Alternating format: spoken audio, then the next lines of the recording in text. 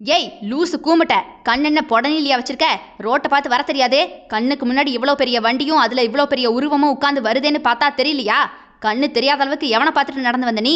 உன்னால என் வண்டியும் விழுந்து நானும் விழுந்துட்டேன். எனக்கு ஏதாவது ஒன்று ஆச்சுன்னா உங்க அப்பனா வந்து என்ன பாப்பான் என்று வாய்க்கு வந்தபடியெல்லாம் பேசி சராமரியாக திட்டினான். அவளுக்கோ இப்படி ரோட்டிலிருந்து திட்டு வாங்குவதும் சண்டையிடுவதும் புதிது. அதைவிட அவளை இந்த அளவுக்கு திட்டுவதற்கு யாருமே கிடையாது என்பதுதானே உண்மை.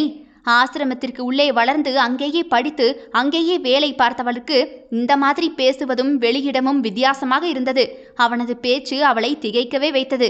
அதனால் தன்னை திட்டிக் கொண்டிருந்தவனை அழுகையோடு ஏறிட்டு பார்த்தவள், சாரி சார், நான் ஆட்டோ பிடிக்கிற அவசரத்தில் தான் வந்து இடிச்சிட்டேன். தப்பு ஏன் மேலே தான். தப்பு தான் சார். நீங்கள் போங்க சார், நீங்கள் போங்க சார் என்று பயந்து போய் பதறி சொன்னாள். அவள் பயந்து பதில் பேசியதை பார்த்தவன் தன்னுடைய வண்டியை மேலும் கீழும் சுற்றிலும் பார்த்தான். அதுவோ ஒழுங்காகவே வேலை செய்தது. உடனே, ஏய் அழாத, போய் தொலை, நமக்குன்னு வந்து சேருதுங்க பாரு, எங்கேயாவது பெராக்கு பார்த்துட்டு வர்றது, இப்படி சோத்து முட்டை மாதிரி மேலே விழுந்து நம்மளையும் விழ வச்சுட்டு அழ வேண்டியது, சிச்சி பே என்று திட்டியவாறே பைக்கை ஸ்டார்ட் பண்ணி கொஞ்ச தூரம் போய்விட்டான். அவன் கிளம்பி போனதும் தான் அவளுக்கு கொஞ்சம் பயம் போனது. உடனே நெஞ்சில் கை வைத்து, அப்பாடா, இந்த ஊர்ல நிறைய இப்படிதான் இருப்பானுங்க போல, அச்சோ தெரியாம வந்து மாட்டிக்கிட்டனே என்று நினைத்தவாறே ஆட்டோவில் ஏறுவதற்காக தன்னுடைய லக்கேஜை எடுத்துக்கொண்டு நடந்தாள். பைக்கில் போய் கொண்டிருந்தவன் அதை தன்னுடைய கண்ணாடியின் வழியாக பார்த்துவிட்டு தன்னுடைய வண்டியை திருப்பி கொண்டு வந்தான். பொன்மணி மேகலை நானாகவா?